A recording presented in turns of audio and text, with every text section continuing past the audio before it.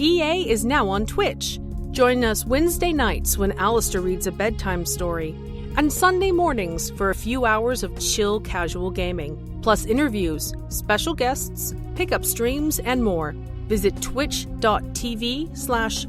Podcasts and follow us to be notified when we go live, plus access VODs of past broadcasts.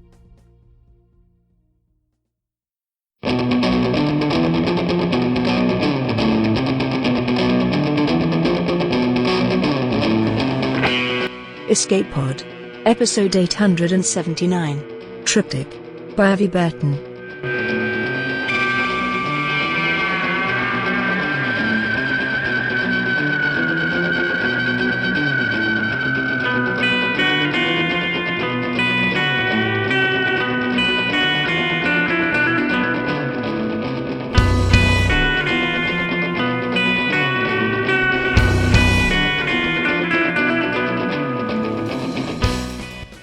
Hello, and welcome to Escape Pod, your weekly science fiction podcast. I'm Valerie Valdez, your host for this episode. Our story this week is Triptych by Avi Burton. This is an Escape Pod original. Avi Burton currently moonlights as a writer and daylights as a university student, where he studies theater and mythology. Their stories often feature queer characters, revenants, and, on occasion, laser swords. Our narrator, M. Darusha Wayne, is the Nebula Award-nominated and Sir Julius Vogel Award-winning author of the interaction fiction game The Martian Job, as well as 13 novels, several poems, and many short stories. Originally from Canada, Darusha lives in Wellington, New Zealand, after spending several years sailing the Pacific. They tweet at Darusha, and their website is darusha.ca. This story contains depictions of gender dysphoria and threats of gun violence. Now, get ready to face a chilling dilemma in a locked basement, because it's story time.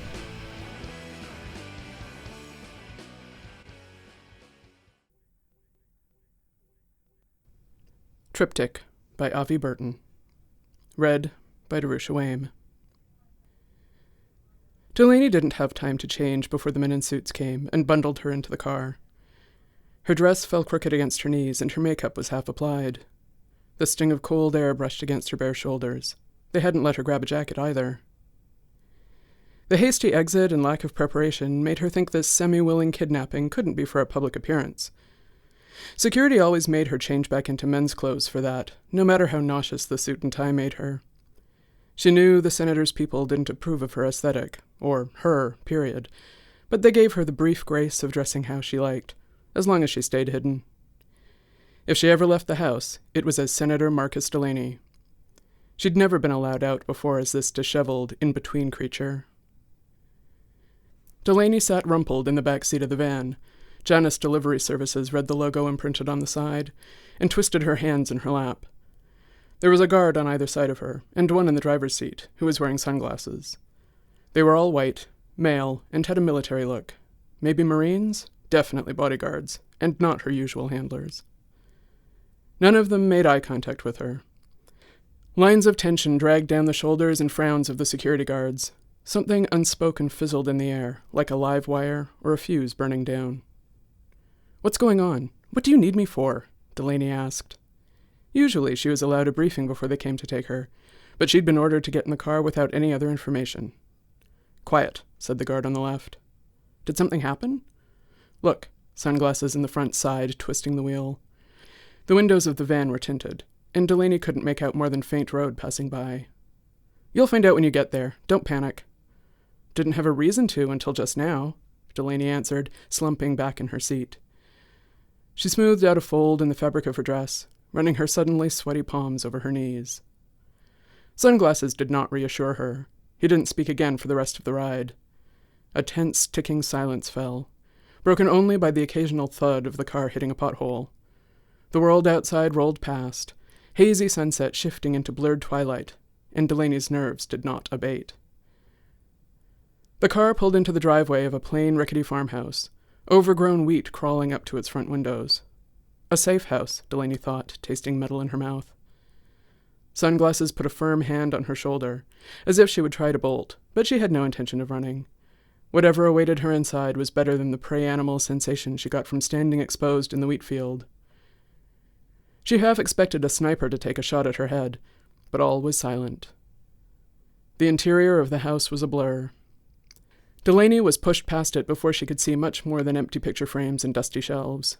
The guards led her down a set of chipped concrete stairs to the basement. "Stay here," said Sunglasses. "We'll tell you when it's safe." "Can you please tell me what's going on?" Delaney was shoved inside, and the door shut behind her before she could even manage the inflection on the question. A fluorescent light flared overhead, illuminating the room in fuzzy yellow. Delaney blinked into the sudden light and found herself staring at herself. She'd known, theoretically, that there were other clones. She'd never thought she'd be allowed to meet them. She found herself unable to tear her gaze away from the faces that mirrored her own, the square jaw, the aquiline nose, the burgeoning lines around the eyes. A man's face. Her stomach churned. "It's not my face," she reassured herself. "It never belonged to me. It's the face of the original. When people look at me, they're seeing Senator Marcus Delaney, man's man, family man. They're not seeing Delaney the woman. Delaney the woman is safe." The original wasn't in the room now. Delaney was certain she'd know him on sight.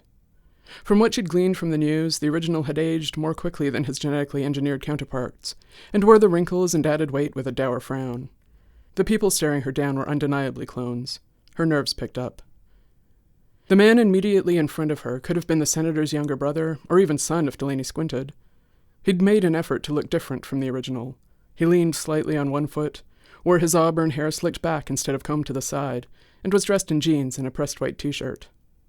The second clone, sulking further back, was nearly identical to the original, slightly skinnier and sallower, with fewer wrinkles, but the bearing was the same, as was the suit. "Whoa," quipped the first clone, "I'm seeing double." "Triple." Delaney gestured between the three of them, and made a triangle with her fingers. She couldn't look at the other clones. She supposed they were her brothers, in the eyes without the déjà vu of dysphoria rolling in. "No, you're seeing double," corrected the suited clone, without any affect in his voice. "You're not looking at yourself." "Fair enough." The first clone stuck out his hand towards Delaney. "I'm Mark. Uncreative, I know. Did you pick a name for yourself?" "Delaney. I don't normally dress like this." She shook his hand, chewed the decision over for a moment, and added, "Pronouns are she, her, if you don't mind." "I don't mind at all," Mark said lightly. Delaney breathed a sigh of relief. "He, him for me." He turned to the suited clone. "What about you?" The third clone looked at them with baleful eyes. "Senator Marcus Delaney." "You can drop the act," Mark said. "We all know the deal." "We were made to be him. We are him. We have no other names." Mark shifted uneasily. "We were made to pretend to be him," Delaney countered. "To be distractions when things got dangerous and to take the hit if things came to bullets. It's no different than being a stunt double or a bodyguard. But we're not him." "I'm not him," she reassured herself, stomach squeezing. "I'm Delaney. I'm a woman. He may have molded me to be one way, but he has no control over who I actually am." "We have his DNA," the unnamed clone countered stiffly. "His memories are implanted in our minds. We are him. It's our job to be him." "You both forgot one part of our job, though," Mark interjected, clearly trying to cut the tension. "We also give speeches when the old man is too tired or too lazy. Sometimes they even let me shake hands and kiss babies." Delaney turned to him in surprise. "When?" "Most recently? The environmental rally in March." "I didn't know that was you." Mark winked at her. "Well, that's the point, isn't it?" Clone 3 rolled his eyes. "Do you two know why we're here? It's against protocol for more than one of us to be in the same place at the same time." "Something's gone wrong," Delaney answered, thinking of the scorching tension during the car ride, the anxious tap-tap-tap of Sunglasses' fingers on the wheel. Mark signaled his agreement. "The question is," Mark said, "how bad is it?" In answer, Clone 3 pulled a pack of Pall Malls from his pocket and lit one up. Mark said, with a hint of approval in his voice, "Just because you're his clone doesn't mean you have to pick up his bad habits." "I am him," Clone 3 said in answer and lit the cigarette. "I can't help it." Mark grimaced into the smoke. "Did you know," Mark began conversationally, "the old man started to ask me to do public appearances just because he didn't feel up to it, when he had a sore throat or a hangover, or any minor excuse to get out of doing his actual job." "Why didn't you say no?" Tell him to do his own dirty work, Delaney asked. A strange envy rose within her, mixed with grief. The original had never asked her to do any of that. There was no doubt who was his favorite, or why. She wondered if Mark saw the preference as a blessing or a curse. I tried, Mark shrugged. I'm sure we all tried to resist him at one point. Delaney looked at Clone 3, but he was nodding in recognition. She'd never spoken up against the original. She'd been too terrified of what he could do to her. Carefully, Delaney asked, "What happened when you told him no?" "He told me to follow protocol or else," said Clone 3 with a shrug. Delaney frowned. "He didn't threaten to sell your organs on the black market, to cut up your parts and use them to make a better clone?" That had been one of the original's favorite threats, used liberally, even when she'd only made a minor blunder or mispronounced a word. "Oh, he did," Mark chimed in. "I just never believed he'd go through with it." Delaney smiled. There was a bitterness to it. Prodigal son. Mark never had to think about the danger he was in. She did, every time she looked in the mirror. "Something like that," Mark acknowledged. He tilted his head, an unerringly familiar gesture, mirrored in Clone 3, mirrored in herself. They were a triptych of each other, all part of the same whole. "You never saw him as much of a father figure, did you?" Delaney's hands itched for a cigarette. "Well, he never saw me as much of a daughter figure." Clone 3 scoffed in the corner. Both of them turned to him. "You don't get it, do you?" Clone 3 said. "He's not a father figure. He is us. We are all an extension of each other, or we're pale reflections of him, light fractured through a prism. We are not people. We don't get to have selves." Delaney drew herself up. Mark hushed her, flashed up a palm. "Wait, I hear something." The three of them went quiet. At the top of the stairs there came the sound of footsteps, then voices. "When do you want to tell them?" Sunglasses was speaking, his voice faint. Delaney pressed herself against the bunker door to hear better. "Not yet," came a second voice, rough like scratched wool and unfamiliar. "Not until the coroner can determine the cause of death." Delaney sucked in a breath. "A heart attack, most likely." "Most likely," agreed the second voice. "But we can't rule out assassination. Have to follow procedure and all." "And then?" asked Sunglasses. "We're going to continue, right? We have to continue. He was going to run for president when his term was up next year. We can't let all our work go to waste." "We're not going to give up." The second voice was cool, reassuring. "It won't be hard to replace him. Hell, we've got 3 of them hunkered down in the basement right now." "How will we choose, then? Which one of them is going to be next?" A long stretch of silence. "I don't know," came the final reply. "We pick one, I suppose." The conversation died and the 2 men retreated, footsteps fading into the dark. The clones exchanged a glance. "We're free," Delaney said. At the same time, Clone 3 whispered, "We're dead." "Shit," said Mark. A hiccup rose in Delaney's chest. She wasn't sure if it was a laugh or a sob. She sat down heavily on the steps. Shit is right. He's dead. Oh my God, he's really dead? It didn't feel real. The original was gone, and his people were picking a replacement. If she wasn't chosen, would they let her go? She doubted it. She'd been built for this, and her makers wouldn't give up such a valuable asset so easily. "Fuck it," Mark said, and pulled out his own pack of Pall Malls. He offered one to Delaney, who accepted. The lull of nicotine was a comfort against her skin. Mark let the tip of his own Pall Mall flare cherry red.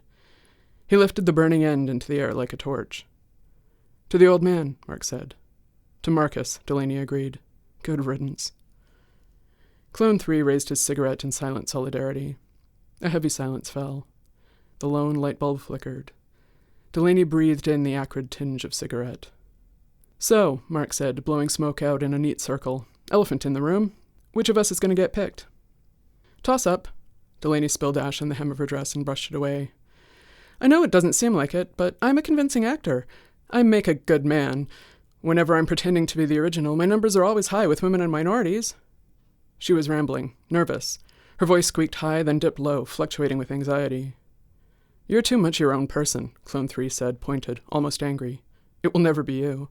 It has to be me. All my life I've made sure it will be me." Delaney frowned. "You knew this was going to happen?" "I guessed." Clone 3's voice was flat. "If an emergency were to occur, I wanted to survive." "Survive to do what?" Delaney snapped. "Keep pretending to be someone else? Of course you're desperate to get picked. You've got nothing else to live for." The dead ash cigarette trembled in Clone 3's hand. "I live to continue the legacy of Marcus Delaney. To be Marcus Delaney." "It won't be you." Mark, who had fallen quiet, spoke up. Delaney turned to look at him. "What? asked Clone 3. It won't be you, Mark answered with growing certainty, as if a riddle were resolving before his eyes. You're too much like him, and he was failing at the polls. He's only got decent numbers across the board when I was in front of crowds. This is a campaign, not a memorial. They don't want Marcus Delaney. They want someone who will win. Mark's words made sense, and they all knew it. Clone 3 fell into a stricken silence. For a brief, awful moment, Delaney wondered if the original's death was an accident at all. Her voice broke the silence. Do you want to be him? What do you mean? He wasn't exactly a paragon of virtue. You can be better. Maybe, Mark said. I have his DNA. I have his childhood memories embedded in the back of my brain. For all intents and purposes, I am Marcus Delaney. You're Mark, Delaney said. There's a difference. Then Mark will do better, as Marcus, Mark said. There's policy reform I've been thinking about implementing. Could never get him to listen to me about it. But you'll always be held back by him, Delaney argued. You won't ever escape who he was. Do you think his team will let you get away with changing things? Do you think you'll ever get a chance to be original? Mark dropped his cigarette, crushed it with the heel of his shoe. What's the alternative? What else am I supposed to do? Leave, Delaney said. Run and escape. Let them build new people in our stead. If you stay as him, you'll always be replaceable. If I let go of him, Mark said softly, I'll be no one. You'll be you. Mark shrugged, as if her answer was insufficient. You should go, Clone 3 said. Less clones means less competition. Yes, let's leave, Delaney pleaded to Mark. We'll have a better chance as the two of us. Let him, she jerked her thumb at Clone 3, be the original. He wants it more than either of us anyway. I don't know. Mark shifted on his feet. I want it too. You're scared. Aren't you? Mark's eyes, her eyes, the original's eyes, were crystalline blue, round and desperate. Terrified, Delaney admitted, conviction dying like a weak flame in the wind. She sighed. You're right, it's probably not worth the risk. We'll be safer if we stay, Mark agreed. Uncertainty shifted through the room, ghost-like. Delaney picked at the hem of her dress. You really should leave. It's for the best. This time it was Clone 3 who broke the quiet. His hand was in his back pocket, fingers curled around something concealed. And let you be our future president? No thanks, Mark quipped. He'd clearly intended it to be a joke, but the words landed with jagged edges. The tension in the room sharpened. Why not? Why the hell not? Clone 3 snapped. If the original hadn't died, you would have let him be the president. Well, I am him, from his DNA to his words to his clothes. What's the difference? Mark's eyes gleamed in the low light. The difference is that the original had opinions. He was a leader. You're a meat puppet. And you're a fool, Clone 3 snarled, pulling a gun from his pocket. Everyone froze. Clone 3's hand shook, cigarette jittering from the corner of his mouth. Delaney's gaze was fixed on how small and snub-nosed the gun was, how perfectly it fit against Clone 3's palm. The original's pistol, or a copy of it. Don't, Delaney began. Clone 3 laughed. You wanted opinions? You get opinions. He swung the gun between Delaney and Mark, pointing it at each of them in turn. There will be no choosing, no choice. You two die. I become Senator Marcus Delaney. Oh, but I thought you already were him, Mark smiled, acrid, sharp, dangerous. Shut up, cried Clone 3 and fired. Delaney dove to the dirt floor. Mark cried out. The bullet embedded itself into the wall, causing an explosion of concrete. Shouts of surprise echoed from the upper rooms of the house. Clone 3 stumbled back from the recoil. Delaney lunged for the gun. Clone 3 jerked away from her, but not fast enough. She grabbed his arm, wrenched it downwards. He cried out. She pulled at the gun. He spat in her face. She kneed him in the stomach, and they both tumbled to the floor. Delaney's breath choked her chest. Clone 3 was wrestling on top of her, then she on top of him. Their faces were identical expressions of rage. In a mirrored moment, she was fighting the original. She was fighting Mark. She was fighting herself. Adrenaline sang in her veins, and she was not afraid. She pinned Clone 3 to the floor, yanked the gun from his sweaty palm. She pressed the barrel under his chin. A vein throbbed on his neck, and his eyes flickered with fear. We all make choices, Delaney said softly. This was a bad one. Her finger curled around the trigger. Don't, wheezed Clone 3. Please don't. And it was her voice, though she hated it. This was her blood brother, her kin. She had a choice to make here, too. Her pulse pounded in her ears. Delaney slammed Clone 3's head against the floor, knocking him unconscious. She got up, prodded his body to make sure he was fully out. An ugly welt oozed from his temple. She glanced over to where Mark sat, propped up against the wall and clutching his shoulder. "You all right?" "Yeah," Mark said, panting. "I'll be fine. He only grazed me." He kicked the limp body of Clone 3. The senator was a terrible shot, too. Guess this fucker really committed to the bit. He went too far. Now it's just us. She tilted her head upwards, listening to the creak of restless footsteps from above. "Hey," she called upwards. "Are you going to help or what? We almost died." No response from the men in suits. Delaney started to go towards the door, but Mark shook his head. "They're not going to intervene until they're ready. Natural selection," he told her, then sighed. Blood trickled out from between his clamped fingers. "Fuck. You're Darwin's favorite, I guess." "What do you mean?" "Well, he's unhinged, so they won't choose him." Mark gestured with his chin towards Clone 3.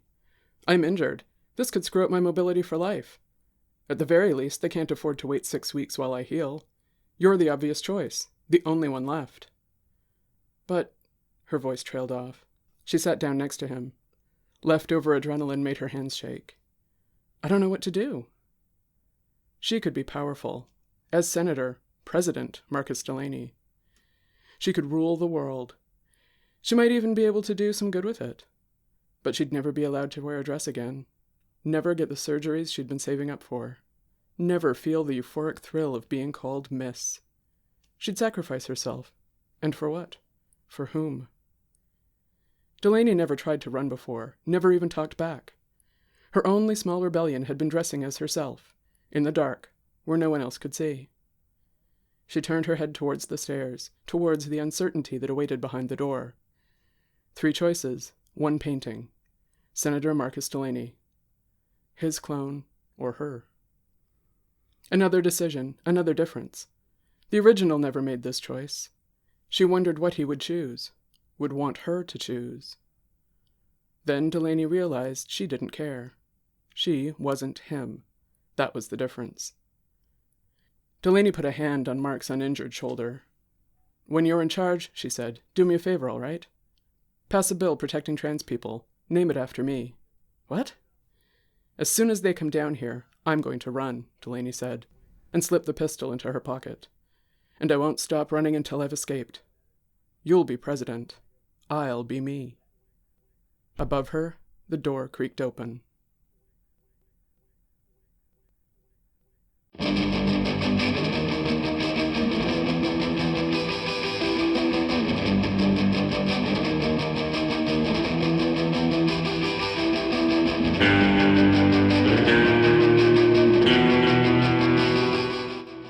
Once again, that was Triptych by Avi Burton.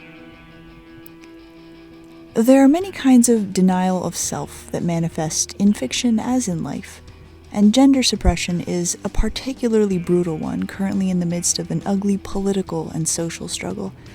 As law after law is proposed to legislate trans people out of existence, I enjoyed this story in which a woman was not only able to find freedom to fully be herself after years of hiding, but could also hopefully be a catalyst for positive change. And as in the story, the burden of that work can't fall on the shoulders of trans people alone. If we want the arc of the universe to bend toward justice, sometimes we have to help shift it with a lever. Escape Pod is part of the Escape Artists Foundation, a 501c3 nonprofit, and this episode is distributed under the Creative Commons Attribution Non-Commercial No Derivatives 4.0 International License. Don't change it, don't sell it. Please do share it. If you'd like to support Escape Pod, please rate or review us on Spotify, Apple Podcasts, or your favorite app. We are 100% audience supported, and we count on your donations to keep the lights on and the servers humming. You can now donate via 4 different platforms. On Patreon and Ko-fi, search for Escape Artists. On Twitch, we're at EA Podcasts. You can also use PayPal through our website, escapepod.org. Patreon subscribers have access to exclusive merchandise and can be automatically added to our Discord, where they can chat with other fans as well as our staff members. Our opening and closing music is by Daikaiju at daikaiju.org. And our closing quotation this week is from Julia Serrano, who said, "Being intimidated into silence is like being suffocated. In both cases, someone else is taking your last breath." Thanks for joining us, and may your escape pod be fully stocked with stories.